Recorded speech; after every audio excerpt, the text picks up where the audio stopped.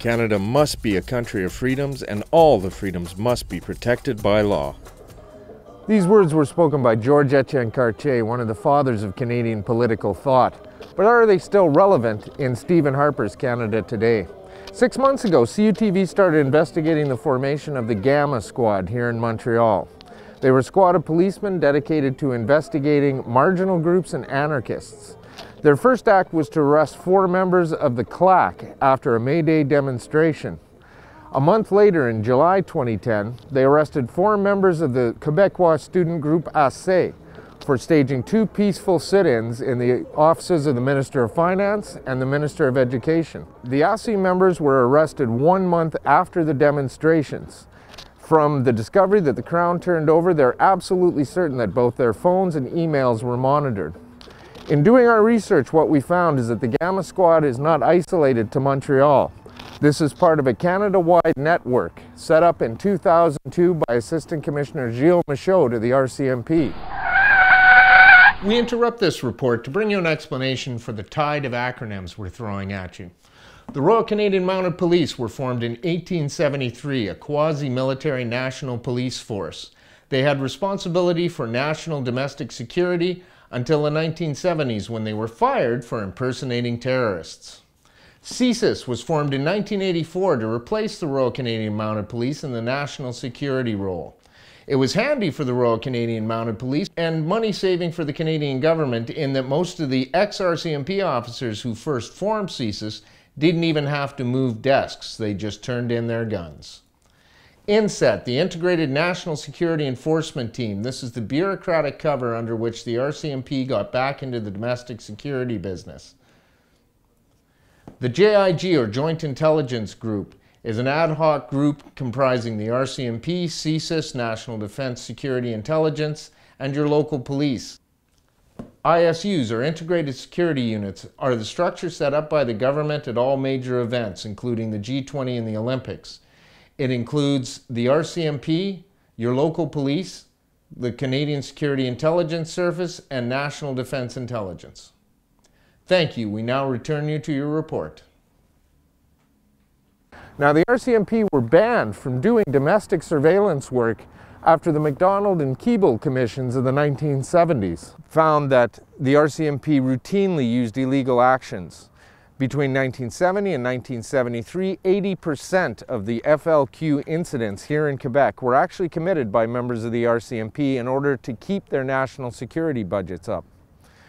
The RCMP snuck back into the national security business in 2002 with the setting up of the INSET program, or Integrated National Security Enforcement Team. This program was started by Assistant Commissioner Gilles Michaud to the RCMP after he graduated from the anti-terrorism course in Quantico, Virginia, run by the Federal Bureau of Investigation. These teams are in every city in Canada and provide a seamless bureaucratic integration between CSIS, the RCMP, Border Security, National Defense Intelligence, and your local police. In this report, we will see how many of our rights here in Canada are still guaranteed by law. There's been a discussion about the Gamma project, which was settled because of the problematic that we had at that time, talking about protests that were going on in Montreal. And during that project, we've been sharing infos with RCMP SQ.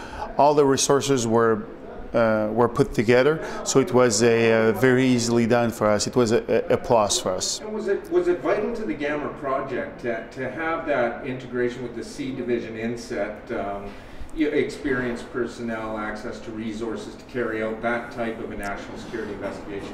Yeah, and the whole purpose of that is just to make sure that we're not working by ourselves without knowing what's going on for our neighbors, for instance. Yes, you're talking about Montreal. Montreal is an island, but you got Longueuil, you got Laval, you got the Quebec instance, and the national one. So imagine, for instance, you're working on some possible suspects, and you don't share the info with RCMP or SQ. That would have been like working blind without knowing what was going on. on. So yes, it was vital for us to share the info. And did you, now you obviously viewed these people as a danger to national security, given that it seems from many reports you suspected them of possibly being involved in the bombing of an armed forces recruiting center in Trois-Rivières. For us, when we're conducting an investigation, for sure we want to close doors. When we see that these people could be linked in something else, we question them. How integrated is the RCMP with CSIS? We do collaborate on a day-to-day basis.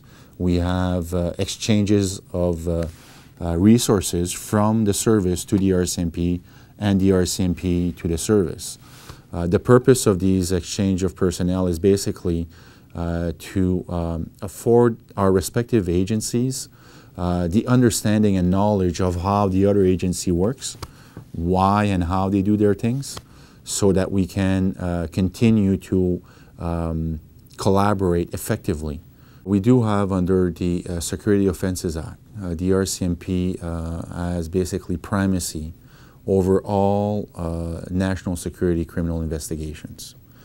So when a police of local jurisdiction investigates or is able to establish that what they're investigating is violence in relation to either a political, ideological, or religious motive, okay, that would fall within the CSIS definition of a national security threat. That is one that the RCMP-led integrated units, the INSETs that you referred to, would step in.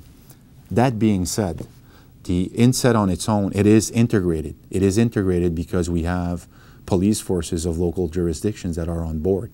That's why the word integrated exists there.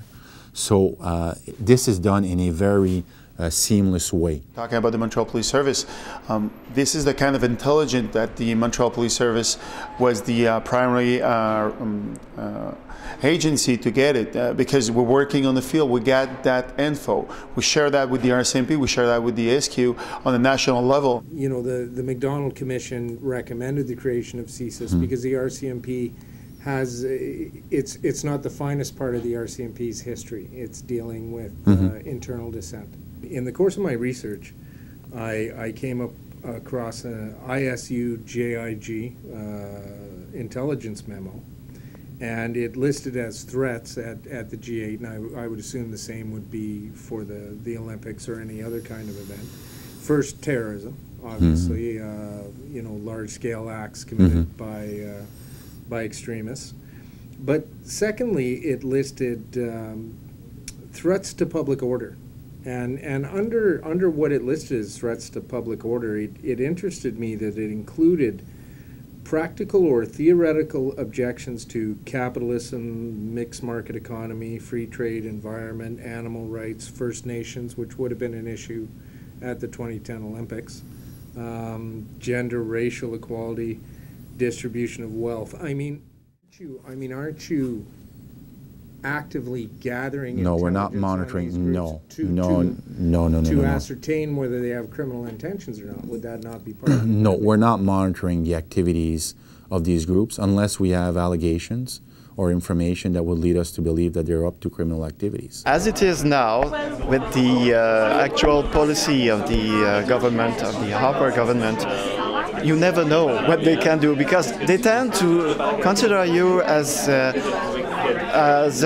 threat to national security, so they say, because you organize in order to have more rights to be recognized as you should be as a Canadian citizen, or not still yet a Canadian citizen. The origins of policing in Canada, the forerunner of the RCMP was the Northwest Mounted Police. They were created basically to quell Métis and Indigenous uprising on the prairies. The RCMP and the RCMP Security Service played a crucial role in monitoring and disrupting any sort of Native militancy in Canadian history. If we fast forward a bit to the 1910s and 20s and 30s, the labor movement and communist movements were monitored and disrupted. That was the role of policing. That was the role of undercovers, of security agencies, and what have you. Recently it was revealed that the Canadian government operated a program called ProFunk, which was a program meant to monitor and eventually arrest and detain, if needed, communist functionaries. We have in the 50s and 60s and even into the 70s the Red Scares. We have evidence of monitoring of peace movement, of all kinds of movements.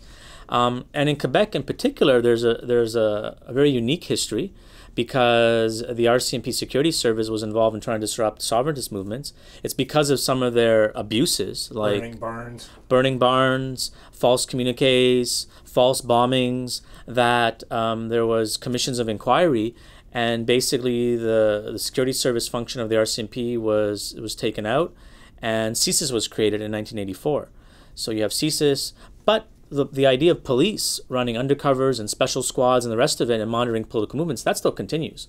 With the recent, in 2010, we had the Olympics and the G8 and G20 happening in Canada, and we have ample evidence through Freedom of Information requests and also through the disclosure related to the people who were charged with various G20 offenses, and I was charged in G20 offenses. We have clear evidence of policing agencies running undercovers. The RCMP had 12 across the country. Sometimes democracy is kind of unruly looking, demonstration like the G8 or like the upcoming Occupy Montreal for the Occupy Wall Street. Mm-hmm. How do you set that line to ensure that you don't cross over into stifling legitimate political dissent?